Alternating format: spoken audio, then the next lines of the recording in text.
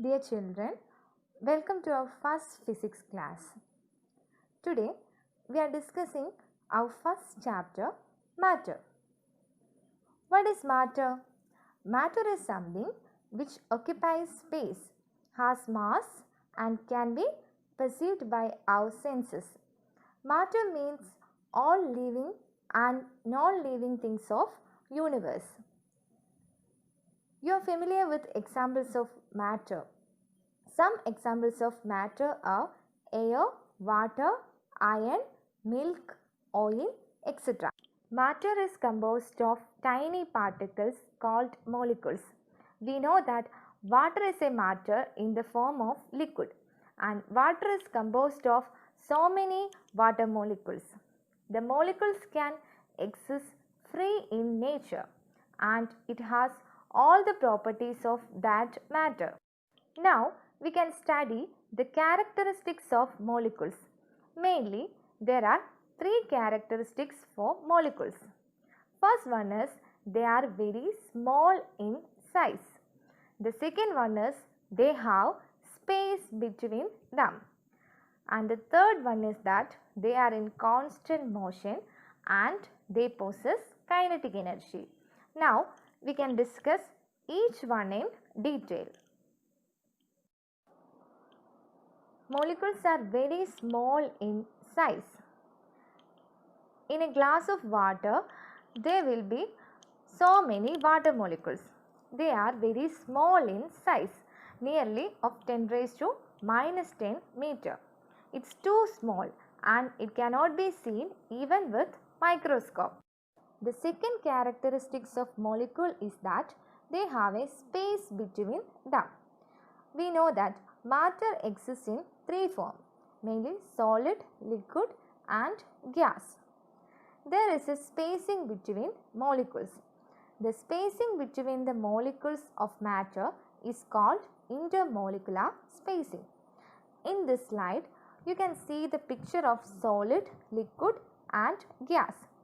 In solids, molecules are close to each other. So, the intermolecular spacing is very less in solids. In liquids, there is a small separation between each molecule. So, the intermolecular spacing is more in liquids when compared to solids. And in gases, the intermolecular spacing is very large because the molecules are far apart from each other. The next characteristics is that the molecules are in constant motion. In solids, the molecules are close to each other. So, the intermolecular spacing is very less. But the molecules can move. They vibrate about their mean position, but they cannot leave their position. They vibrate at their own position. In liquids, the molecules are not so close to each other. There is some intermolecular spacing between the molecules. So, the molecules are free to move well within the boundary of the liquid. In gases, the molecules are far apart from each other and the intermolecular space is very large in gas compared to solid and liquid. So, the molecules can move in random manner everywhere in space available between them. The molecules can attract each other. There is a force of attraction between each molecule and this force is known as intermolecular force. It is effective between the molecules only up to a separation of 10 raised to minus 9 meter. As the separation between the molecules becomes more than 10 raised to minus 9 meter, this force vanishes. In solid, the molecules are close to each other. So, the force of attraction between molecules of solid is very strong. Between the molecules of liquid, it is less strong, and between the molecules of gas, it is negligible because in gas, the molecules are far apart from each other, or the intermolecular spacing between them is more. The molecules can attract each other. The intermolecular force of attraction between the molecules of the same substance is called the force of cohesion, that is between same type of molecule. As an example, water sticking to water. Water and water are same molecule. The force of attraction between same molecule is known as cohesion, and the force of attraction between different molecule is known as adhesion. An example is water sticking to glass window or water sticking to any other substance. Water sticking to glass window. Their water and glass are different substance. The force of attraction between different substance is known as adhesion. So there are two types of force of attraction. First one is cohesion, that is the force of attraction between same type of molecule, and the second one is adhesion, that is the force of attraction between different type of molecules. Matter exists in three different forms. Which are they? Solids, liquids and gases. What are the peculiarities of solids? Can you say an example for solid? Table, book, chair, all are examples of solid. They have a definite shape and a definite volume? Yes, they have a definite volume and a definite shape. Now, what about liquid? Can you say an example for liquid? Water, kerosene, petrol, all are examples of liquid. Liquids are not rigid. Does they have a definite shape and volume? We know that liquids have definite volume but not definite shape. Now, what about gases? Can you say an example for gas? Air, oxygen, nitrogen, hydrogen, all are examples of gas. Gases are also not rigid. They have neither definite shape nor definite volume. The three states of matter, that is solids, liquids and gases, have different properties, and the properties which decide the state of a substance are the intermolecular space between the molecule, and the second one is force of attraction between the molecules, and the third one is kinetic energy of molecules due to their motion. Hi students, today we are going to study about Chapter 1, Operating System and Graphical User Interface, Roles and Functions. Introduction to Hardware and Software. Computers are machines that perform specific tasks according to a set of instructions or programs. The first fully electronic computers introduced in the year 1940s were huge machines that required a number of people to operate them. Compared to those early machines, the computers that are available nowadays are amazing. They not only range in size, speed and capability, but can also fit on your desk, on your lap or even in your pocket. നമുക്കറിയാം computer എന്ന് പറഞ്ഞാൽ ഒരു electronic മെഷീനാണ്. അതായത് user കൊടുക്കുന്ന instruction അനുസരിച്ച് ഒരു specific task perform ചെയ്യുന്ന ഒരു ഇലക്ട്രോണിക് മെഷീനാണ് കമ്പ്യൂട്ടർ എന്ന് പറയുന്നത്. ഫസ്റ്റ് ഇലക്ട്രോണിക് കമ്പ്യൂട്ടർ ഇൻട്രൊഡ്യൂസ് ചെയ്തത് 1940s. അതെന്ന് പറഞ്ഞിട്ടുണ്ടെങ്കിൽ ഹ്യൂജ് മെഷീൻസ് ആയിരുന്നു. അതായത് നമുക്കറിയാം ഫസ്റ്റ് ജനറേഷൻ കമ്പ്യൂട്ടേഴ്സ് എന്നൊക്കെ പറഞ്ഞു കഴിഞ്ഞാൽ ഒരു റൂമിൻ്റെ അത്രയും തന്നെ വലിപ്പമുള്ള കമ്പ്യൂട്ടേഴ്സ് ആയിരുന്നു. അത് ഓപ്പറേറ്റ് ചെയ്യാനായിട്ട് കുറേ ആൾക്കാർ, ഒന്നിലധികം ആൾക്കാർ വേണമായിരുന്നു അത് ഓപ്പറേറ്റ് ചെയ്യാനായിട്ട്. ഓക്കെ, അത് വെച്ച് കമ്പയർ ചെയ്യുമ്പോഴേക്കും നമ്മളുടെ ഇപ്പോഴത്തെ കമ്പ്യൂട്ടർ എന്ന് പറഞ്ഞിട്ടുണ്ടെങ്കിൽ വളരെ എഫിഷ്യൻ്റ് ആണ്. അതുപോലെ തന്നെ സൈസിലും സ്പീഡിലും കപ്പാസിറ്റിയിലും ഒക്കെ എന്താണ് ഭയങ്കര അഡ്വാൻസ്ഡ് ആണ്. സെക്കൻഡ് പോയിന്റ് നോക്കിയേ, computers work with an interaction of hardware and software. അതായത് കമ്പ്യൂട്ടർ വർക്ക് ചെയ്യണമെങ്കിൽ ഹാർഡ്വെയറും സോഫ്റ്റ്വെയറും ഒരുപോലെ വർക്ക് ചെയ്തെങ്കിൽ മാത്രമേ കമ്പ്യൂട്ടർ വർക്ക് ചെയ്യത്തുള്ളൂ.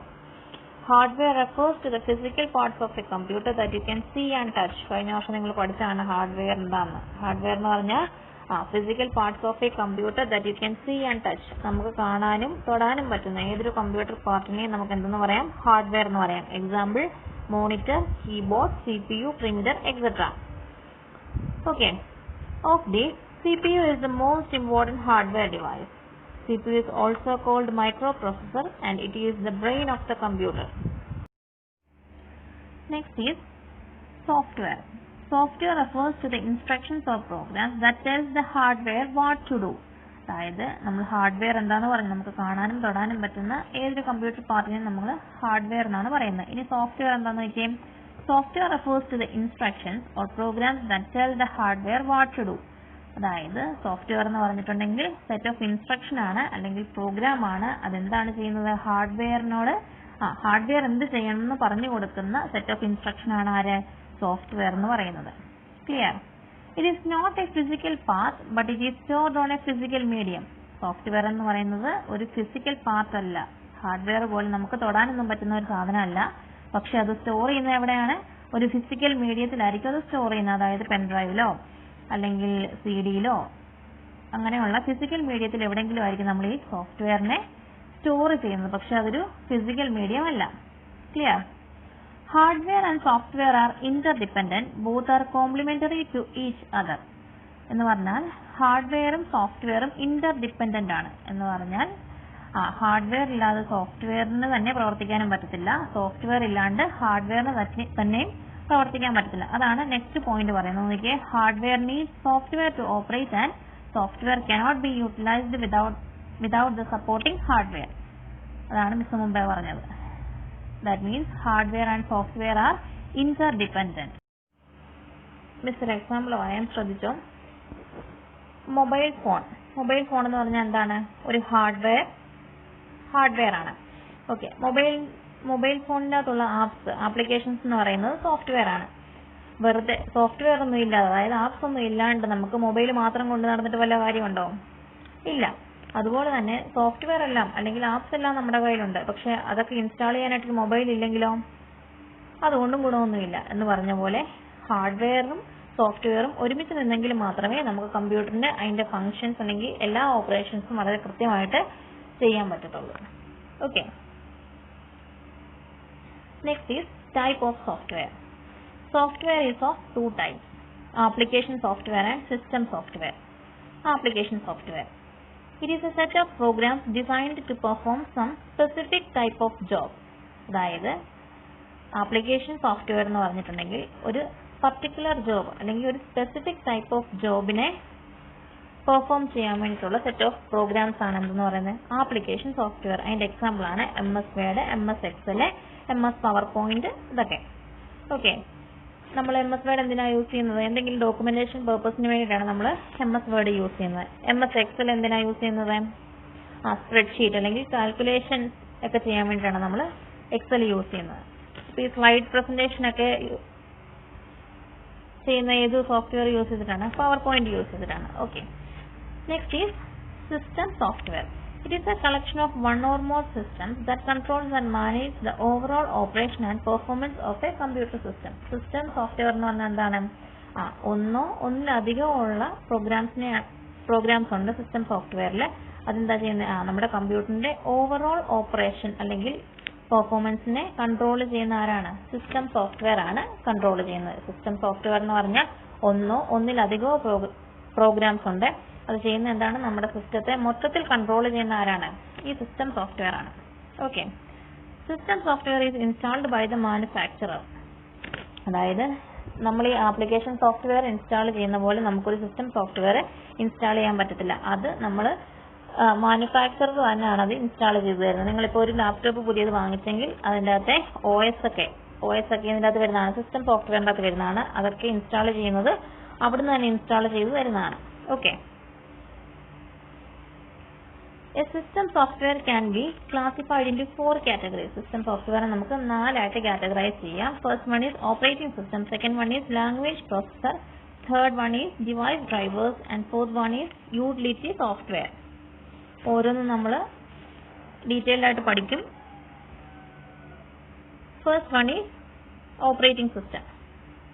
Operating system is an interface between user and computer.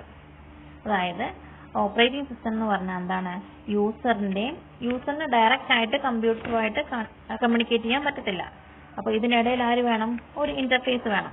ആ ഇന്റർഫേസ് ആണ് ആര്, ഓപ്പറേറ്റിംഗ് സിസ്റ്റം. അതാണ് പറയുന്നത് operating system is an interface between user and computer. കമ്പ്യൂട്ടറിന്റെയും യൂസറിന്റെയും ഇടയിൽ നിൽക്കുന്ന ഒരു ഇടനിലക്കാരനാണ് ആര്, operating system. Okay. The computer interprets the instructions given by the user with the help of an OS. It is the master program which makes computer alive and helps to run different applications. അപ്പം operating system ആണ് എന്ത് ചെയ്യുന്നത്, കമ്പ്യൂട്ടറിനെ alive ആക്കി വെച്ചിട്ട് at A time different applications ബാക്ക്ഗ്രൗണ്ടിൽ run ചെയ്യുന്ന ആരാണ്, operating system ആണ്. Okay. Operating system act as A central coordinator between hardware and software. അപ്പം ഹാർഡ്വെയറിനെയും സോഫ്റ്റ്വെയറിനെ ഒരുമിച്ച് കൊണ്ടുപോകുന്ന അതായത് അവരെ കോർഡിനേറ്റ് ചെയ്ത് കൊണ്ടുപോകുന്ന ആരാണ്, ഓപ്പറേറ്റിംഗ് സിസ്റ്റം ആണ്. Clear? Next is need for an operating system. അതായത് ഒരു ഓപ്പറേറ്റിംഗ് സിസ്റ്റത്തിന്റെ ആവശ്യം എന്താണ്. Hardware is nothing but a well-crafted and beautifully engineered machinery. We need an interface which fills the communication gap between the hardware and user. നമ്മൾ മുമ്പ് പറഞ്ഞായിരുന്നു operating system എന്ന് പറയുന്നത് ഹാർഡ്വെയറിന്റെയും അല്ലെങ്കിൽ കമ്പ്യൂട്ടറിന്റെയും യൂസറിന്റെയും ഇടയിൽ നിൽക്കുന്ന ഒരു ഇന്റർഫേസ് ആണ്. ആ പോയിന്റ് തന്നെയാണ് അവിടെ പറയുന്നത്.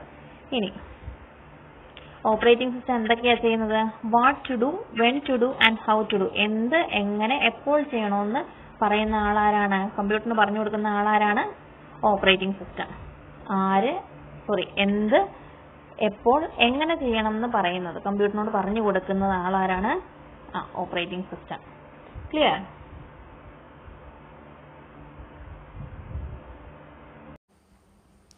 Hello my dear students, this is Jeetu, your English teacher. I hope you are all doing well. Our first chapter is titled as The Shoemaker, written by Charles Dickens. Shoemaker is someone who makes shoes. I think all of you are familiar with Charles Dickens. He was born in England and considered as one of the greatest novelists of the Victorian era. His major works are David Copperfield, Pickwick Papers, Oliver Twist, A Christmas Carol, and A Tale of Two Cities.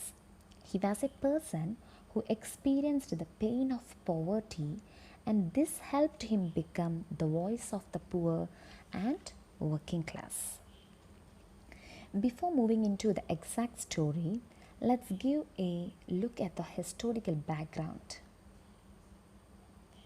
The Shoemaker is an episode from Charles Dickens' novel The Tale of Two Cities. The novel is set in the background before French Revolution. French Revolution took place from 1789 to 1799, and through that government came into control and it replaced monarchy, the ruling of kings and queens. We have to notice the period before French Revolution because at that period our story happened. Before French Revolution, France was experiencing serious economic failure. The common people suffered a lot. There was shortage of food and food prices increased. Poor harvests, drought, cattle disease, etc. led the peasants, means they include in the common folk or in the middle class. Okay, so it actually made the peasants to fight against the monarchy. And in this picture it is very clear that we can see the pathetic condition of the peasants or the common folk or the middle class during that age. So I think it is clear.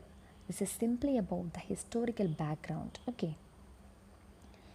So I will start by introducing the main characters in the story. Dr. Manette, the shoemaker in the story, means he is the hero. He is Lucy's father. Okay.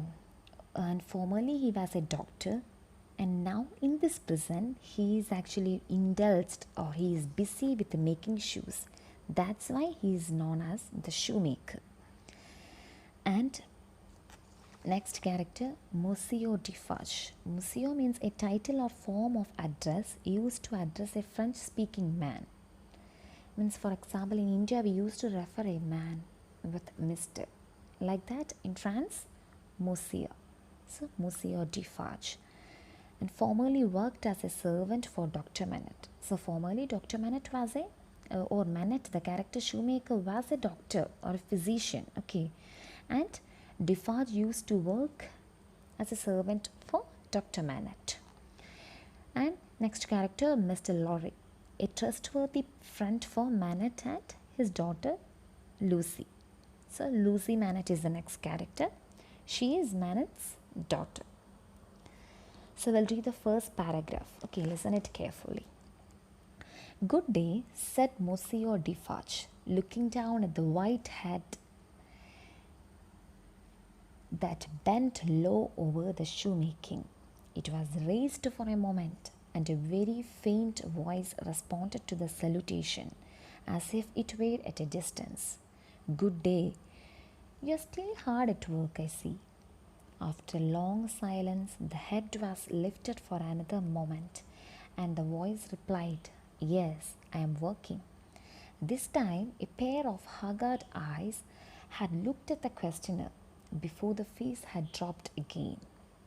So, in the first paragraph, we can see Manette, or the shoemaker, is imprisoned. The monarchy imprisons Manette to make them safe. Why? Because Manette actually spoke against them, or their bad deeds, or their bad actions. Okay, they were exploiting the common folk. So Manette started to revolt against them, and they actually imprisoned Manette by making a false charge on him. And now Defarge enters into the prison of the Manette by wishing him good morning, and Manette greets him back in a low voice. The Defarge asks about the work as he sees Manette busy with his shoemaking. After some time, Manette replies, Yes, by looking with haggard eyes. Okay, here the eyes are described as haggard. Why? Because it means tired. Okay, it means Dr. Manette's eyes looked very tired. And the next section, the faintness of the voice was pitiable and dreadful.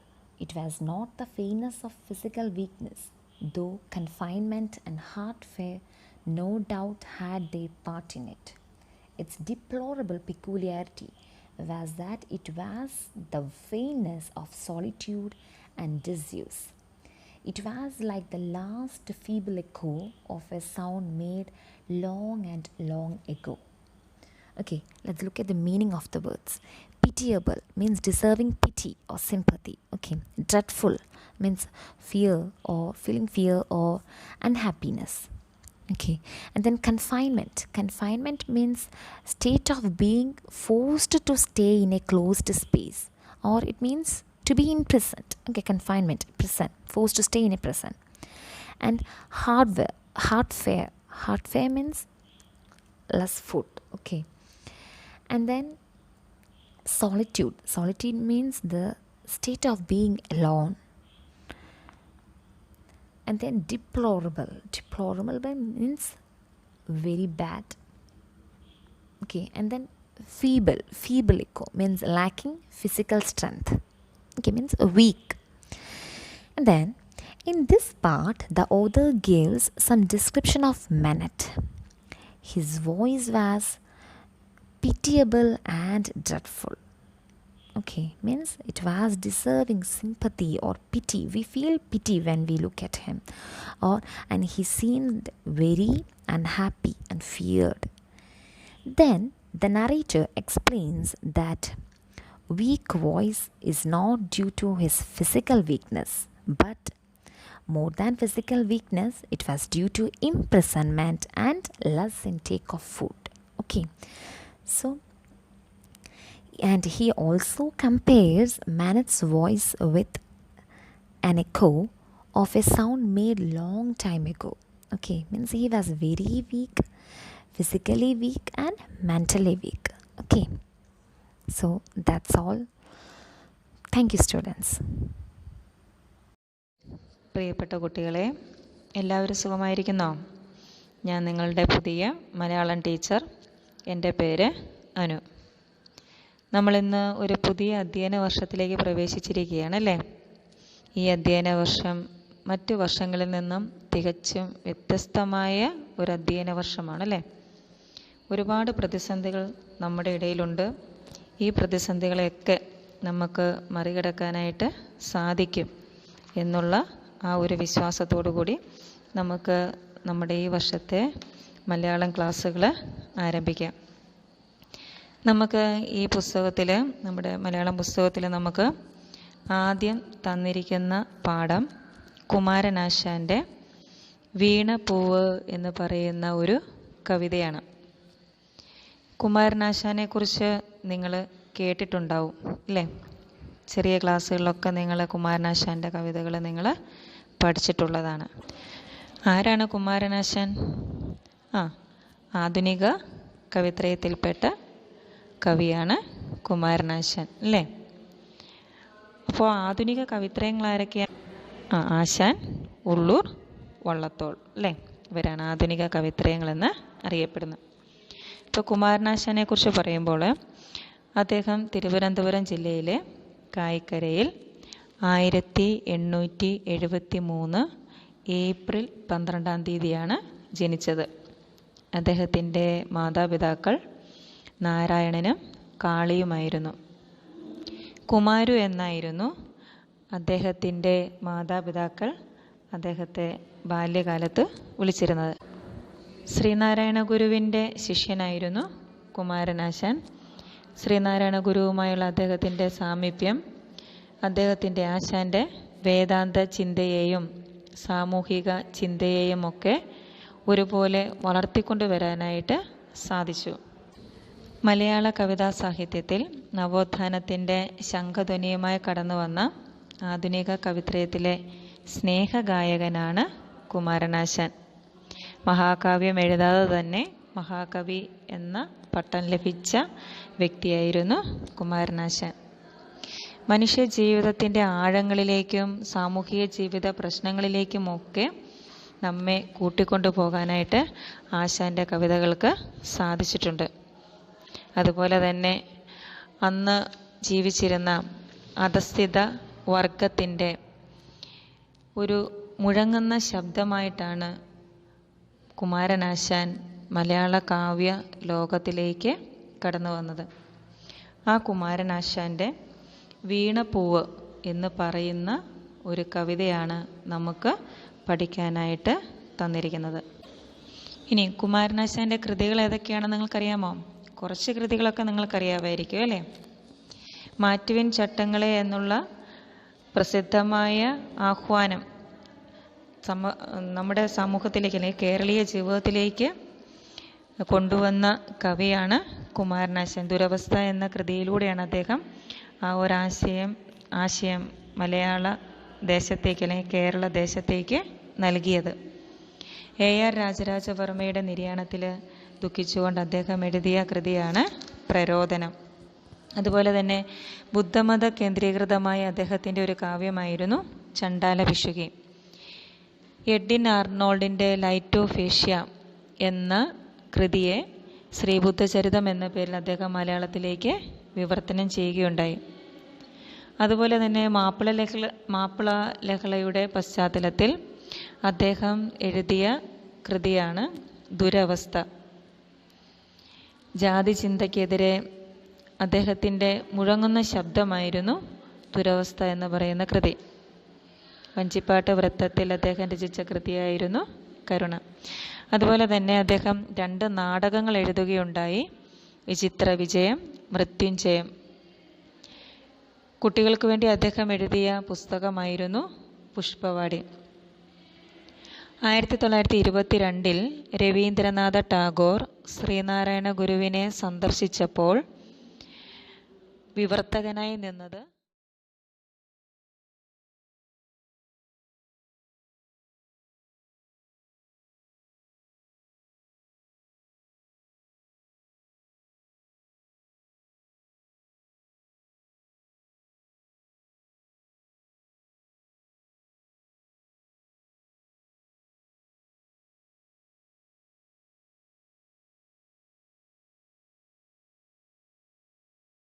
Dear students, I am Jessimis, your maths teacher. Today we are discussing about the properties of addition of rational numbers. First, what is a rational number? If a and b are two integers and b not equal to 0, then a by b is called a rational number. Let's talk about the properties of rational numbers. First one, closure property. If a by b and c by d are two rational numbers, then their addition a by b plus c by d is also a rational number. An example is given for you. Second one, commutative property of addition of rational numbers. If a by b and c by d are any two rational numbers, a by b plus c by d equal to c by d plus a by b. An example is given for you. Third one, associative property. If a by b and c by d and e by f are any three rational numbers, then a by b plus c by d plus e by f in bracket equal to a by b plus c by d in bracket plus e by f. An example is given for you. Additive identity of a rational number. Additive identity of a rational number is 0. An example is given for you. Additive inverse of a rational number. The negative of a rational number.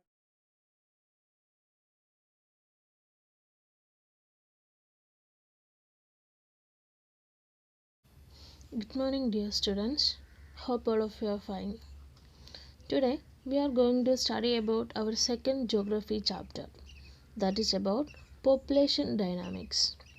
In this chapter we are going to study about the population, density of population, population growth, the factors affecting the distribution of population, and the composition of population. Dear students, do you have any idea about what are the important wealth of a nation? We know that human beings or human resources are the real strength or the real wealth of a nation. Human resources is the greatest of all resources, as only the human beings have the capability to utilize all other resources. So, the strength of the nation is its population. A healthy, well-educated people contribute to the growth and development of a country. Nowadays, more emphasis is laid on the skills and abilities of men rather than their numbers. Then, can you say what is population? The total number of inhabitants of a particular place are collectively known as the population of that particular place. Now we are going to the next topic, that is distribution of population. We know that the entire population of the world is not evenly distributed. It is unevenly or unequally distributed in the world. So that some areas of the world are densely populated or large number of people live, and some areas sparsely populated or very less people live. Then the following table shows the 10 most populous countries of the world. Can you see this table? The first position China, second position India, third position USA, fourth position Indonesia, fifth Brazil, sixth position Pakistan, seventh Bangladesh, eighth Nigeria, ninth Russia, and last position or the 10th position Japan. Then let's move to the next topic, that is the density of population. Density of population refers to the number of people living in 1 square kilometer, or it is the relationship between the total population and the total area in square kilometer. In comparison to other continents, Asia has a high density of population. On the basis of density of population, there are mainly three divisions of population, that is densely populated areas or areas of high density, moderately populated areas, and sparsely populated areas or low densely populated areas. There are mainly three divisions. First one is densely populated areas, moderately populated areas, and the sparsely populated areas. First one is densely populated areas, which means the areas where the population is above 100% per square kilometer. Densely populated areas means the areas where population is above 100% per square kilometer. The features of these areas are favorable for climatic conditions, fertile soil for the development of agriculture, good transportation and communication, etc. These areas include Eastern Asia, South Asia, Western Europe, East Central America, etc. These areas including in the densely populated areas. Second one is moderately populated areas. Mining, industrialization and improved infrastructure attracted the people to settle here. Moderately populated areas means where the population is between 50 and 100% per square kilometer. Moderately populated areas means the population is between 50 and 100% per square kilometer. Central part of USA, southern Russia, West Africa, Eastern Europe, Peninsular India, South America and Central China are the moderately populated areas of the world. Last one is sparsely populated areas, which means the areas where population is less than 50% per square kilometer. Clear? Sparsely populated areas means where the population is less than 50% per square kilometer. These areas includes the hot deserts and the cold deserts. These areas experienced the extreme climatic conditions. Therefore, these areas not favorable for habitation. The hot deserts and cold deserts are the areas with the least population, such as Sahara Desert, Arabian Desert, the Kalahari Desert, the Great Australian Desert, and the Arctic and Antarctic region also included in the sparsely populated areas. This is about